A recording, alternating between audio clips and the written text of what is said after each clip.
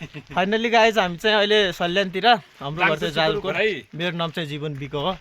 अनि यसो हाई बोलिदिउँ त हाम्रो साथीहरूलाई हाई बोल न हाई अनि यता हाम्रो बाजे टोली यसो न बाबुहरूसँग घुम्न जान्छौँ हामी पनि भनेर यता आउनु भएको छ हामीले ल्याएको हो बाजेहरूलाई फाइनली हामी नलगाड नगरपालिका अनि हाम्रो यो छत्रेश्वरी गाउँपालिका 5 सल्यानमा कस्तो लाग्यो भ्यू बाबालाई छ अरू सल्यानमा हेर्नु त यो मौसम माल्टा सुन्तलाहरू फुलेर भइसकेको छ होइन सेम लगभग जाजरकोट जस्तै देखिन्छ गाउँ चाहिँ बबाल छ मजा आइरहेछ जे होस् घुमिरहेको छु आज हाम्रो सल्यानको तेस्रो यात्रा हो तेस्रो दिनमा छौँ हामी एकदमै रमाइलो भइरहेछ अघि हामी 9 मुलीबाट हामीले भिडियो हालेको थियौँ हेर्नुभयो कि नै गाइज आज हामी छत्रेश्वरी 5 लेक पोखरा सल्यानबाट है आउनुभयो आन्टी उता घाँस लिएर आन्टी यो कुन ठाउँ हो नमस्ते कुन ठाउँ भन्नुभयो लेक पोखरा कति नम्बरवटा हो यो 5 नम्बरवटा ए यो पारीको सबै ए यो परदेखि यहाँसम्म एउटै वटा हो सबै परे स्कुलदेखि यता लगेर सल्यान छत्रेश्वरी गाउँपालिका 5 नम्बर वडा रहेछ यो पनि भर्खरै आन्टीले भन्नुभयो कहाँदेखि ल्याउनु भयो आन्टी यो घाँस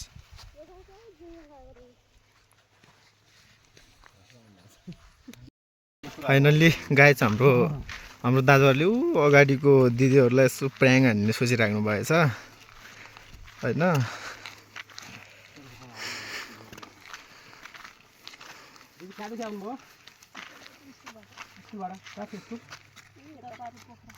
पोखरा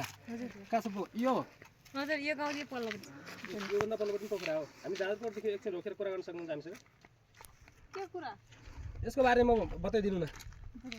ठाउँको नाम के हो हामी त्यस्तो यो ठाउँको नाम यो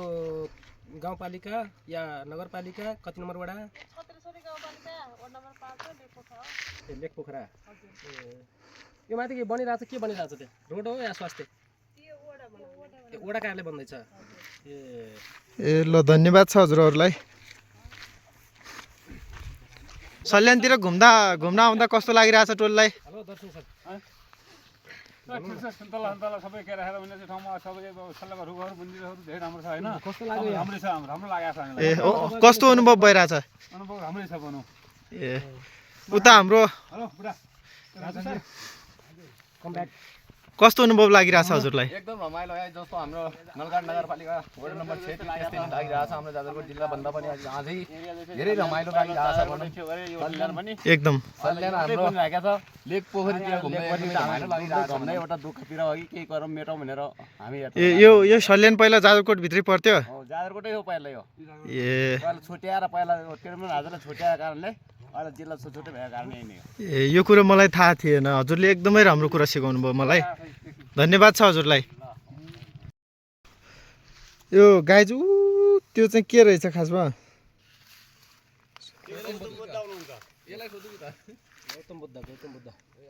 ए गौतम बुद्धको हो त्यो गौतम बुद्ध हो त्यो भवन चाहिँ मगर भाषा प्रशिक्षण केन्द्र अरू चाहिँ बुझेको छैन नजिकै जान पाएर हाम्रै हुन्थ्यो राई लिम्बू यहाँ गेट बन्द रहेछ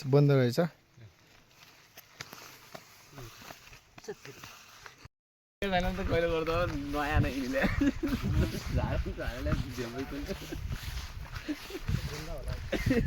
केही छैन होला यता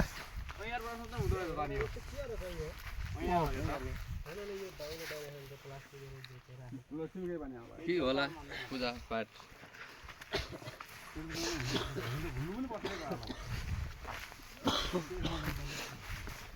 यो त जङ्गलतिर पनि रोड गएको रहेछ क्या मान्छे नानीहरू हो के हो यो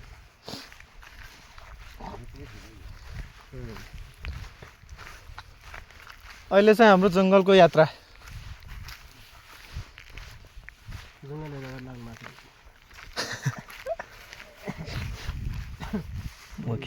तिमीलाई जिस्क्याउने क्या दर्शन सर अरू के छ तपाईँको हालखबर ठिक छ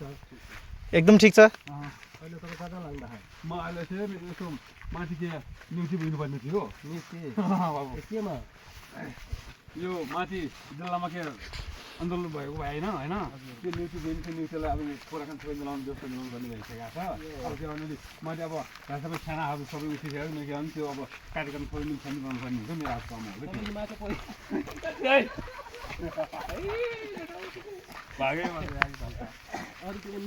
आन्दोलन के को बारेमा भएको छ यो अब पार्टी विषय भयो अब पार्टी विषय होइन कुन पार्टीले आन्दोलन गरेको छ अब गरेको क्रान्तिकारी यस्तो भयो कोही अब मुद्दाबाद भयो कोही अब अङ्ग्रेजीवाला भयो यता कोही अब सबै पार्टी हो